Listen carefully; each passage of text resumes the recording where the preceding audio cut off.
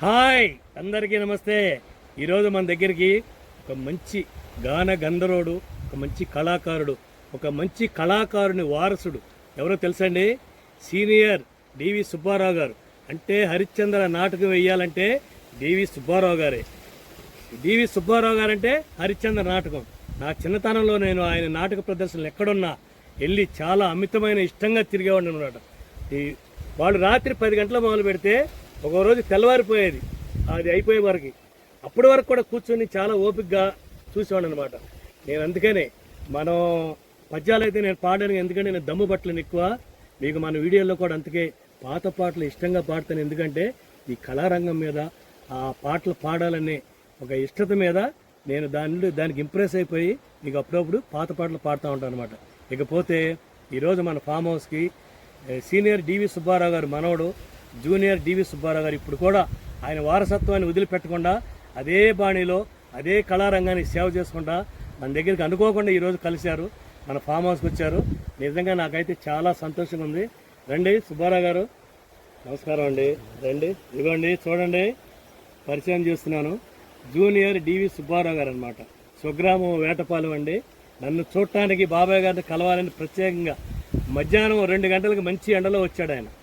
వేరే ఊరు వచ్చి నన్ను కలవాలని చెప్పి ప్రేమతో ఆప్యాయంతో ఫామ్ హౌస్ దగ్గరికి వెళ్ళి బాబాయ్ గారిని కలవాలని వచ్చాడనమాట. ఆయన ఇలా మన ఫామ్ హౌస్కి రావటం నాకు చాలా హ్యాపీగా ఉంది. కళారంగం మీద అందరికీ అభిమానాలు చాలా తగ్గిపోయినాయండి ఇప్పుడు. కానీ ఆ తగ్గిపోయినా కానీ వాళ్ళ తాతగారు ఇచ్చిన వారసత్వాన్ని పుణికిపుచ్చుకొని త్వరగా దాన్ని వదలకుండా ఇప్పుడు దగ్గర కొన్ని వందల వేల ప్రదర్శనలు ఇచ్చాడు ఆయన చాలా చోట్ల. ఇతర దేశాల్లో కూడా ఆయన ప్రదర్శనలు అంటే 7,000 ప్రదర్శనలు ఇచ్చారంటండి.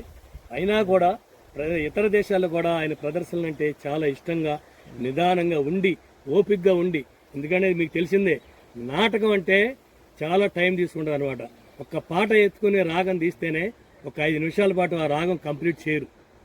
అలాంటి ఆ వారసత్వాన్ని పుణికిపుచ్చుకొని డివి సుబ్బారావు గారి పేరు నిలబెట్టి అదే పేరు పెట్టుకుని ఈ రోజున దశ దిశల మన ఆంధ్ర మూలంలో నాటక రంగం మీద అభిమానం ఉన్న ప్రతి ఒక్కళ్ళు కూడా ఇలాంటి వారిని ఆదరించాలి, అభిమానించాలి. వీళ్ళని ఈరోజు కలుసుకోవడం నాకు చాలా హ్యాపీగా ఉందండి.